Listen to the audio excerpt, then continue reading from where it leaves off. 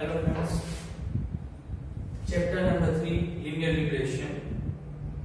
आज हम देखेंगे एक्सरसाइज 3 में से एक क्वेश्चन। एक्सरसाइज 3 में सेक्शन एफ क्वेश्चन नंबर 5 थोड़ा डिफरेंट क्वेश्चन है जिसमें आपको रिग्रेशन मॉडल काम करना है। आप क्वेश्चन पहले रीड कर लो, उसके बाद मैं एक्सप्लेन कर देता हूं।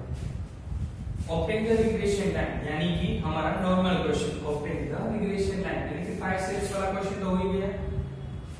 Obtain the regression line of the annual profit on the number of contracts. Annual profit on the number of contracts. Number of contract को हम x assume कर लेते हैं, profit को हम y assume कर लेते हैं। इसका मतलब हमारी regression line क्या होगी?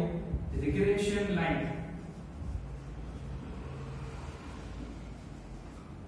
प्रॉफिट के लिए हमने y assume किया, प्रॉफिट ऑन कॉन्ट्रैक्ट्स यानी कि रिग्रेशन लाइन y और x ये हमने काउंट करना है।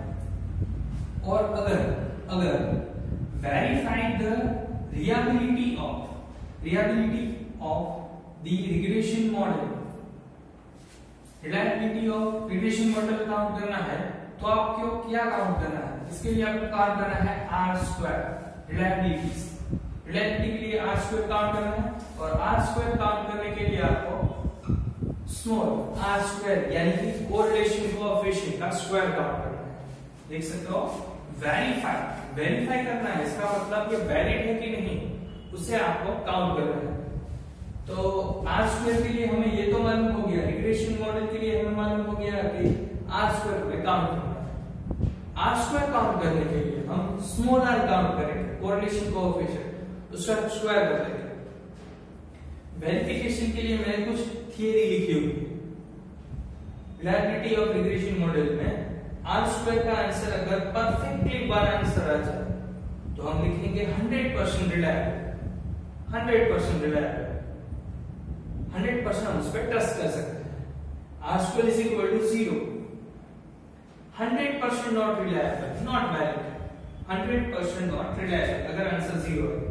लेकिन अगर आपका आंसर परफेक्टली 1 भी नहीं 0 भी नहीं, पॉइंट में आंसर है, r2 है, क्लियरली आंसर पॉजिटिव ही रहेगा। अगर r2 का आंसर इज नियरेस्ट टू 1 यानी कि 0.5 और उससे ज्यादा होगा, 0.5 और उससे ज्यादा होगा तो वो regression model is valid, positive भी है और 0.5 से ज्यादा है तो वैलिड।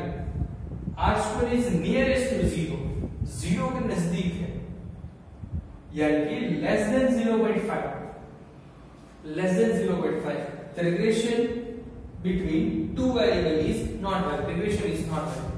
तो ये आपको लास्ट में इंटरप्रिटेशन लिखना होगा, या लिखा होगा verify the reliability of the regression model. तो रिलायबिलिटी काउंट करने के लिए आपको रिग्रेशन मॉडल r2 काउंट करना है, r2 के लिए स्मॉल r काउंट करना है। तो इस क्वेश्चन में आपको दो चैप्टर्स हो जाएंगे, रिग्रेशन भी हो जाएगा और कोरिलेशन कोएफिशिएंट भी हो जाएगा। Number of contract x, annual profit y, question available है। आप देख सकते हो इसको हम इक्वल अमाउंट के साथ डिवाइड कर सकते हो, यानी कि 50 के साथ डिवाइड कर सकते हैं। यह कुछ डिवाइड करने की जरूरत नहीं है। तो पहले तो हम टेबल क्रिएट कर लेंगे। टेबल में हमने x और y लिख लिया है। x का टोटल 56, y का टोटल 4150, 1 2 3 4 5 6 7 8 यानी कि here n is equal to 8 available है। तो हमारा स्टेप 1 क्या रहेगा? पहले हमें काम करना है x बार यानी कि sigma x upon n, sigma x 56 divided by 8 यानी कि 7, फर्स्ट कैलकुलेशन। अब सेकंड कैलकुलेशन क्या करोगे? y बार के लिए sigma y upon n 4150 divided by 4150 divided by y bar is equal to 518.75। बस अब हमें मिनिमाइज करना है टेबल को। तो यहाँ u is equal to x minus a upon cx, where a is equal to क्या कैलकुलेट करोगे? x बार 7 है, x बार के नजदीक हम 7 कैलकुलेट कर, 7 8 कुछ भी कैलकुलेट कर सकते हो। और cx यहाँ डिफरेंस ज्यादा कुछ नहीं है तो वो 1 ही रहने देते हैं, cx is equal to 1। अब इसी तरह यहाँ b is equal to y minus b upon cy, तो where b is equal to 588.7, इससे नजदीक वाला को एज्यूम कर लेते हैं, नजदीक वाला तो आप 500 एज्यूम कर लेते हैं 500, और cy इज इक्वल टू यहाँ इक्वल और 50 के साथ डिवाइड कर सकते हैं, सभी को 50 के साथ डिवाइड कर सकते हो। उसके बाद ub u स्क्वायर और v स्क्वायर, फिर इन सभी का टोटल करना है, sigma u sigma v sigma ub sigma u square sigma v square. Third step b 10 sigma ub minus sigma u into sigma v and sigma u square into bracket sigma u all square into cy और cx। बस अब formula में value लिखनी है और calculation करना है। उसके बाद हमारा स्टेप नंबर 4 क्या रहेगा, a is equal to y bar minus b into x bar। उसके बाद रिग्रेशन लाइन, उसके बाद r, लास्ट में इंटरप्रिटेशन। इतना सिंपल क्वेश्चन ये काउंट करने के लिए हम कैलकुलेट करते हैं। यहाँ 2 minus 7 यानी कि minus 5, 5 minus 7 minus 2, 9 minus 7 2, 12 minus 7 5, 6 minus 7 minus 1, 4 minus 7 minus 3, 8 minus 7 1 and 10 minus 7 3। अगर आप इसका टोटल करो तो जो भी आंसर है वो लिखना है। यहाँ 5 कैंसिल, 2 कैंसिल, 3 कैंसिल, यहाँ टोटल हो गया 0। अब यहाँ कैलकुलेट कर दो, 100 minus 5 divided by 50, तो 100 minus 500 यानी कि 400, माइनस 400 को 50 के साथ डिवाइड करो, minus 8, 300 minus 500 minus 200 divided by 50 यानी कि माइनस 4। अब कैलकुलेट करो, 300 minus 500 minus 200 divided by 50 यानी कि माइनस 4, 700 minus 500 यानी कि 200 plus divided by 50 यानी कि प्लस 4, 1000 minus 500 यानी कि 500 divided by 50 10, 350 minus 500 minus 150 divided by 50 minus 3, 250 minus 500 यानी कि minus 250 divided by 5 minus 5, 700 के साथ कैलकुलेट कर दो 4, 750 के साथ कैलकुलेट कर दो 5। सभी टोटल कर लो, पहले हम प्लस वैल्यू की टोटल कर लेते हैं। 4 plus 10 40 plus 4 80 plus 5 23, उसमें से माइनस कर लो 8 12 यानी कि आंसर रहेगा 3। अब मल्टीप्लाई करना है, 5 into 8 40, 2 into 4 8 साइन में ध्यान रखो, 50 माइनस माइनस प्लस यानी 3 15 4 50। इसका टोटल कर लो, 40 plus 8 plus 8 plus 50 plus 3 plus 15 plus 4 plus 15 143। u square यानी कि इसका स्क्वायर करना है, 5 का स्क्वायर 25, 2 का स्क्वायर 4 25 1 9 1 9। इसका स्क्वायर करना है। अब टोटल करो स्क्वायर के बाद, 25 plus 4 29 और यहाँ भी 29 plus 20 58, यहाँ टोटल करो तो ये हो गया 20 78। अब v स्क्वायर, इसका स्क्वायर करना है, 64 16 16 100 9 25 16 25। इसका टोटल कर लो, 64 plus 16 यानी कि 80 plus 16 यानी कि 96, 100 plus 9 109 plus 25 plus 16 प्लस 25। इसका टोटल करोगे तो वो हो जाएगा 271। अब इसको फॉर्मूले का वैल्यू पुट कर दिया, n की जगह पे 8 सिग्मा u की 143 minus sigma u 0 sigma v 3, n की जगह पे 8 sigma u square 78 minus 0 square cy is equal to 50 cx is equal to 1। So 143 into 8 1144, 0 के साथ मल्टीप्लाई करोगे तो आंसर 0 ही रहेगा। 78 into 8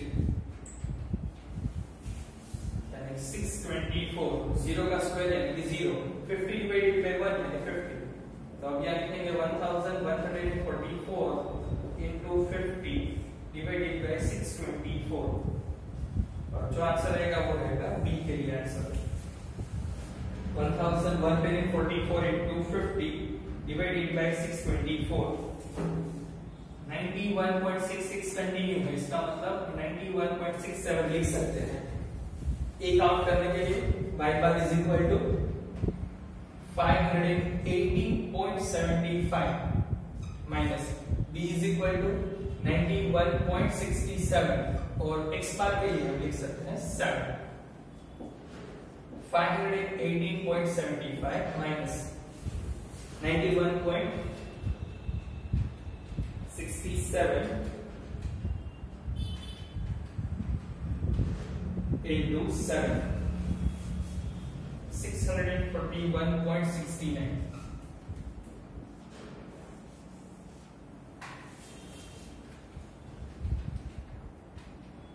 फाइनल कैलकुलेशन के बाद आपका आंसर मिलेगा -122.94। ये ए और बी का आंसर मिल गया। अब आपको रिग्रेशन मॉडल में वैल्यू लिखनी है। आई होप ये सभी लोगों को समझ में आ गया होगा रिग्रेशन मॉडल।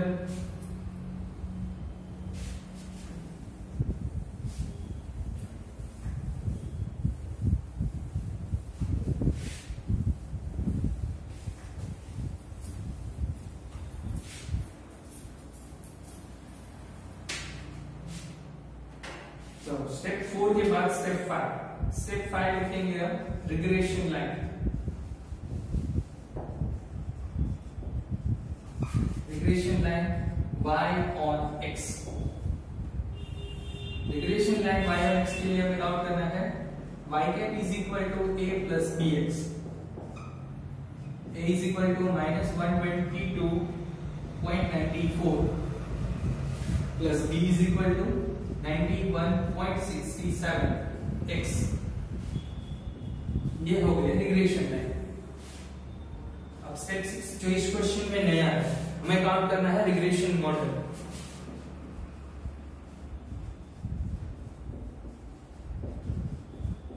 रिग्रेशन मॉडल यानी कि आर स्क्वायर काउंट करना है। आर स्क्वायर यानी कि small R square, correlation coefficient का स्क्वायर। तो पहले हम लिख लेते हैं R square is equal to small R square और आर कोरिलेशन कोएफिशिएंट के लिए formula n sigma ub minus sigma u into sigma v upon n sigma u square minus sigma u whole square under first step के लिए, और second step के लिए n sigma v square minus sigma v whole square. Calculate करके उसका square करो। n की जगह पे 8 n sigma ub, sigma ub आप देख सकते हो यहाँ 143 माइनस सिग्मा u की जगह 0 सिग्मा b की जगह पे 3 अंडर n की जगह पे 8 sigma u square 78 minus 0 square की जगह पे 8 sigma v square 271 minus 3 square. पूरा कैलकुलेट हो जाने के बाद उसका भी स्क्वायर करना है। इसका कैलकुलेशन हमने पहले ही कर लिया है 143 into 8 यानी कि 1144 माइनस 0। इसका कैलकुलेट करना है अंडर 78 into 8 यानी कि 624 minus 0 8 into 271 into 8 2168 minus 3 square 9 चलो 1144 अपॉन यहां अंडर रूट 624 यहां अंडर रूट में 2168 minus 9 2159 यहाँ स्क्वायर है तो स्क्वायर सभी पे हो जाएगा तो इसका मतलब यहाँ 1144 का स्क्वायर करना है और स्क्वायर यहाँ भी इसकी वजह से आप क्या करोगे ये अंडर रूट वाली वैल्यू है कैंसिल हो जाएगी डायरेक्टली लिख सकते हो 624 into 2159 चलो फाइनल कैलकुलेशन के लिए 1144 का स्क्वायर कर लिया तो वो हो गया 1308,736 और 624 into 2159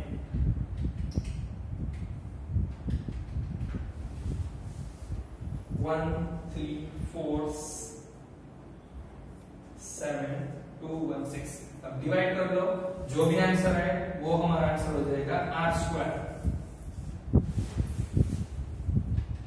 13,08,736 divided by 13,47,216 तो हमारा आंसर है 0.97 परफेक्ट वन नहीं है लेकिन the answer is very nearest r square is very nearest to 1 so regression model is valid regression model is valid थोड़ा लेंथी क्वेश्चन है लेकिन अगर आप एक दो बार देखोगे तो पूरा आपको क्वेश्चन समझ में आ जाएगा